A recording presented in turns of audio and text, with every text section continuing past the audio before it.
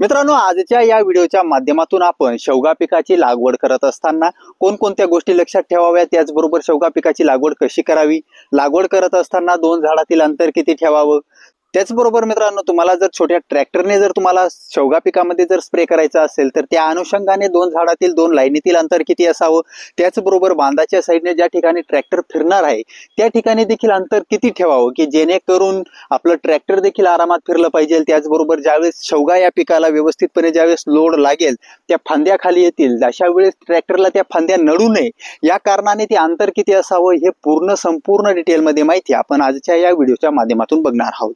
त्याचबरोबर मित्रांनो, आपण ज्यावेळेस शेवगा लागवड करत असतो, शेवगा लागवड झाल्यानंतर साधारणतः ही जी ठिबक नळी आहे किंवा जे आपण ठिबक सिंचन केलेलं आहे त्या ठिकाणी त्यामध्ये मित्रांनो ते ड्रिपर कोणतं वापरावं, त्याचबरोबर ड्रिपरची लागण्याची योग्य पद्धत काय असावी याविषयीची देखील संपूर्ण डिटेलमध्ये माहिती बघणार आहोत। तर मित्रांनो, ज्यावेळेस आपण शेवगा लागवड करत असतो, लागवड करत असताना दोन झाडातील जे अंतर आहे ते अंतर साधारणतः 6 फूट ठेवणं अत्यंत गरजेचं आहे।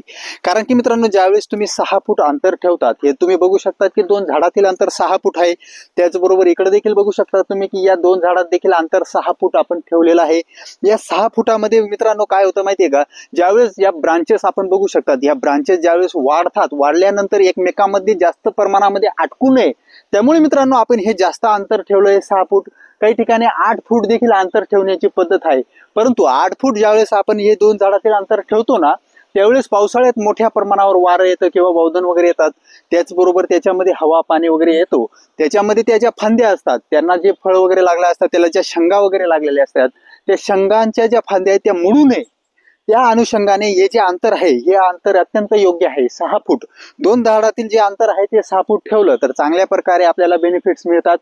हवा असेल, हवापासून देखील संरक्षण भेटतं। त्याच अनुषंगाने मित्रांनो याच्यामध्ये झाडं देखील जास्त प्रमाणामध्ये प्रति एकरच्या हिशोबाने जर आपण बघितलं तर 6 फुटाचं अंतर जे आहे याच्या अंतरावर जास्त झाडांची संख्या देखील त्याच्यामध्ये ऍड होत असते, त्यामुळे मित्रांनो उत्पादन देखील चांगल्या प्रकारे वाढत असतं। राहिला विषय मित्रांनो, तुम्हाला जर ट्रॅक्टरचा ब्लोअर असेल त्याच्याने जर तुम्हाला स्प्रे वगैरे करायचा असेल तर हे जे दोन गल्ले आहेत, हे जे दोन झाडं आहेत, या झाडातील जे अंतर आहे हे नेहमी 14 फूट ठेवणं गरजेचं आहे। कारण की ज्यावेळेस आपण हे 14 फूट अंतर ठेवतो तर तुम्ही बघू शकता की याच्यामध्ये ट्रॅक्टरने आपण स्प्रे या बागेला आता सध्या तर करत आहोत आपण, तर याच्यामध्ये आतापर्यंत कुठल्याही प्रकारची अडचण आलेली नाही। हा तिसरा बार या झाडांचा आपण घेतलेला आहे, या बागेमधून तिसरा बार घेतोय। या वर्षी असं झालं की पावसाने थोडंसं लवकरात लवकर पाऊस चालू झाला आमच्याकडे, मे महिन्यामध्ये पाऊस चालू झाल्यामुळे याच्यामध्ये तुम्हाला त्या पद्धतीने सेटिंग दिसत नाहीये, परंतु मी काही जुने फोटो तुम्हाला या बागेचे याच्यावरती तुम्हाला स्क्रीनवर दाखवून देईल।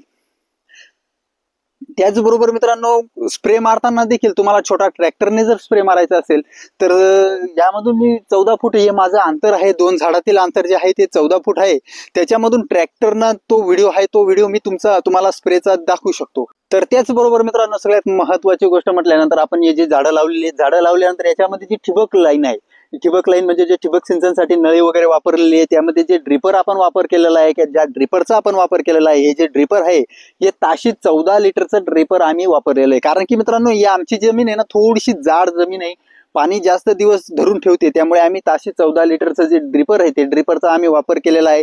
एकंदर ही जी ठिबक नळी आहे, ही ठिबक नळी साधारणतः आपण बागेला जर चांगला जीव लावला, त्याच्यामध्ये तुम्ही खोडं बघू शकता, या खोडाला जर चांगल्या प्रकारे जीव लावला, हे खोडं जर चांगली राहिली, याच्यामध्ये कुठल्याही प्रकारचं इन्सेक्टिसाइड असेल किंवा इतर काही कीटक वगैरे असेल याचा जर प्रादुर्भाव नाही झाला तर सर्वसाधारण आपला जो बाग आहे साधारणतः 10 वर्षापर्यंत चालत असतो। तर मित्रांनो, ज्यावेळेस आपण ट्रॅक्टर वगैरे फिरवत असतो, ट्रॅक्टर फिरवत असताना जे बांध आहे, बांधाच्या साईडने जे अंतर आहे ते कमीत कमी या खोडापासून तर या बांधापर्यंत सर्वसाधारण 12 फुटाचं अंतर ठेवणं गरजेचं आहे। या 12 फुटाच्या अंतर जर तुम्ही ठेवलं तर या 12 फुटाच्या अंतराने ट्रॅक्टर व्यवस्थितपणे फिरत असतो। तर या अनुषंगाने तुम्ही याच्यामधून हे करू शकतात, ट्रॅक्टरला अंतर वगैरे ठेवू शकतात।